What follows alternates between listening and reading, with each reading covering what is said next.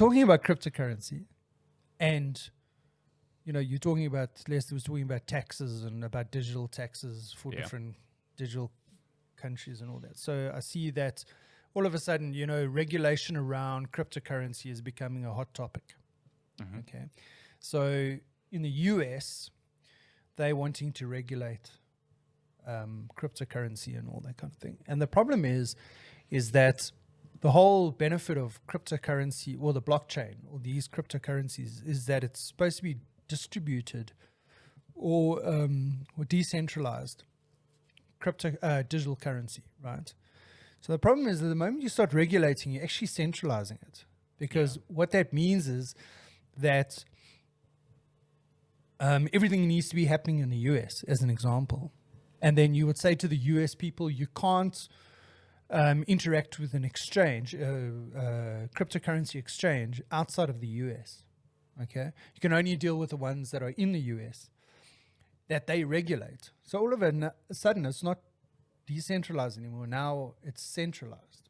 Yeah. So that's one aspect. The other thing is the whole taxation about it. So in America, like obviously they're keeping a tight rein on the whole, earning money as cryptocurrency and all that kind of thing. But now in South Africa, SARS is starting to look at it. Right.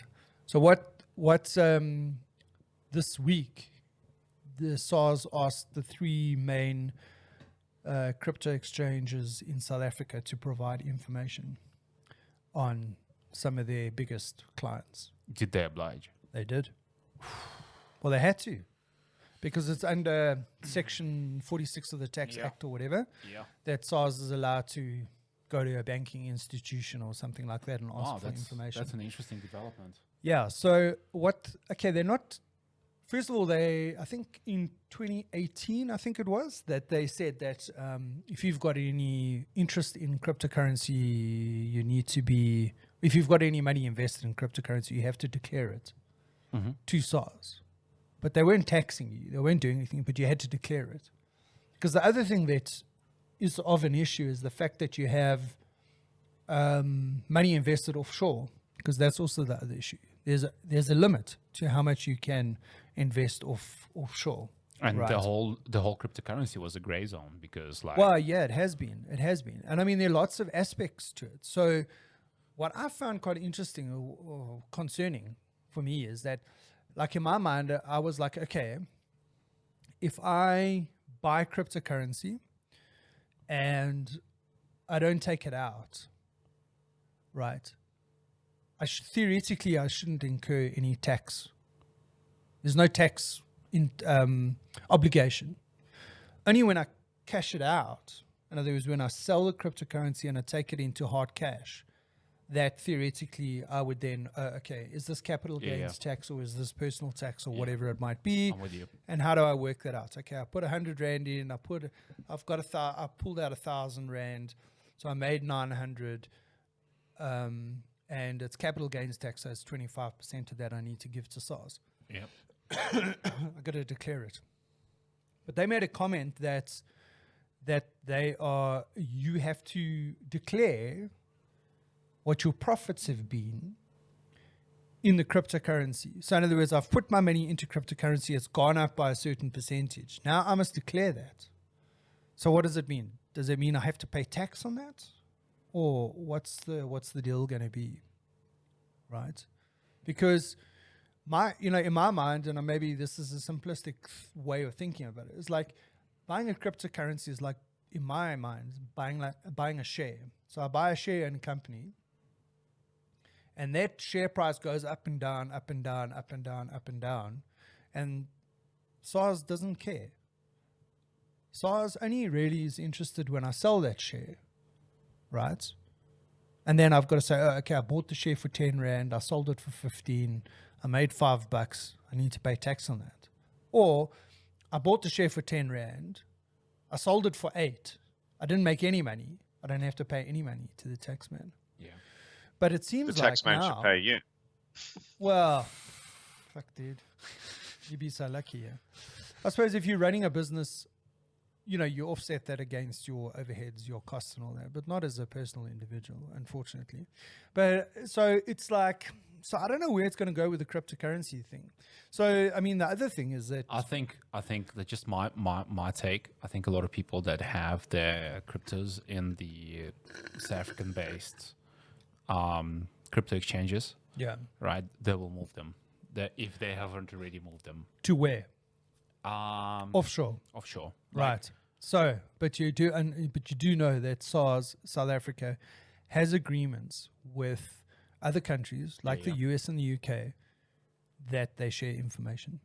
So SARS can contact the tax place, IRS in the US or whatever it's called in the UK, and request information on a particular individual in an exchange there, and they will oblige. So yes, you can move it, but you've got to move it to Yeah, but doesn't this still mean you have to declare it to the local tax authority in that country or that region? Or well, put it this way, it's a bit of a gray area because if Because I've you can got say money, you moved it and you gave it away.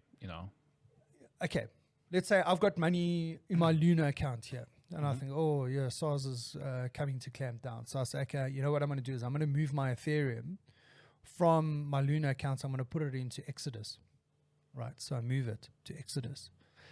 But now let's say Exodus is based in the UK. So now SARS can go and say, hey, listen, UK, can you please give me Information on this Bitcoin all these wallet. South African people, Yeah. right?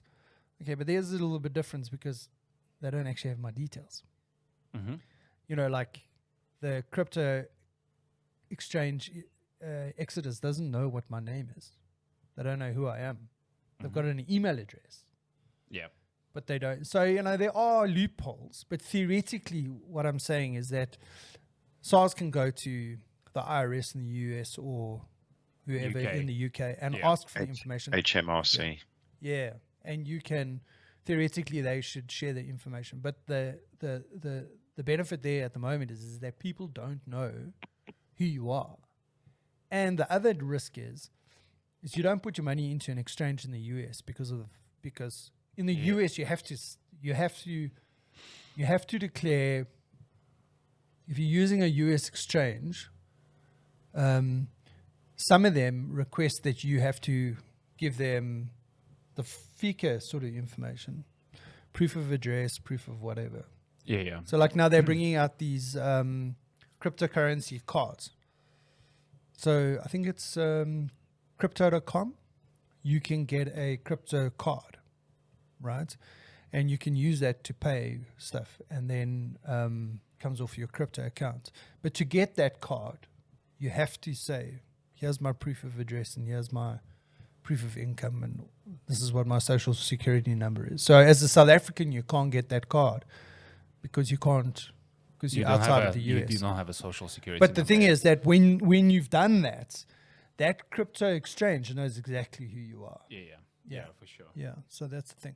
So I mean, there are, but also the thing is that like something I didn't think about is like you think, oh, okay, I've got cryptocurrency in the ether there, and that I only have to pay tax when I pull it out. But the thing is that if you swap from one cryptocurrency to another, you've just now exposed yourself to tax, because what you've done is you've sold it and bought something else. Even though it's a seamless transaction, I went from Ethereum to Bitcoin to Ethereum. Yeah. Theoretically, in the background, what's happened is that they've got an exchange rate that is dollar based. So when they worked it out, theoretically, what's happened is you've taken your Ethereum, converted it to US dollar. They've taken off their transaction fee, and then they've converted it, and then bought Bitcoin for you in the background.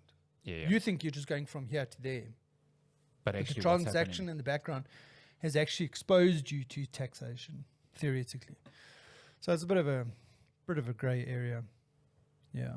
I was thinking about like if our tax regulatory authority, right, if SARS wanted to pull something like that, they would do exactly what you said they would do. They would go to Bitcoin exchanges and actually request information. Yeah. Yeah. So, I mean, okay, and here's another question. what happens if you have your cryptocurrency stored on a hardware wallet? They're not going to know about it. Not gonna know about it. Yeah. The As only long as time you- that they're as going to long know as you about don't it lose is when you sell it. Yeah. Yeah. So, But if you sell it outside of the country, well, you've got to connect it to yeah. and transfer it. I don't know enough about the mechanism. The moment that you hit an exchange, that's when you've exposed yourself to taxation, because that's where Yeah. the tax authorities get the information from. But theoretically, cryptocurrency is peer-to-peer, right? So the only reason that you need to go through an exchange is that if you're exchanging money. So I'm going from one cryptocurrency to another. But I can transfer money from one wallet to another without it going through an exchange. So as long as I'm keeping it as Ethereum, because you can go from Ethereum wallet to Ethereum wallet without going through an exchange. Mm-hmm. But if I want to send the money to a Bitcoin wallet, I've got to go through an exchange first, change it to Yeah. Bitcoin, and then hit it a Bitcoin wallet. But wallet to wallet, No, it's like me transferring money into your bank account. But the authorities don't have any line of sight of that. No, it's you more know what I like mean. you taking money out of your pocket and putting it. Well, into cash. Yeah, I'm saying Yeah. I'm taking cash out of my pocket and putting cash in your pocket. Mine. Yeah.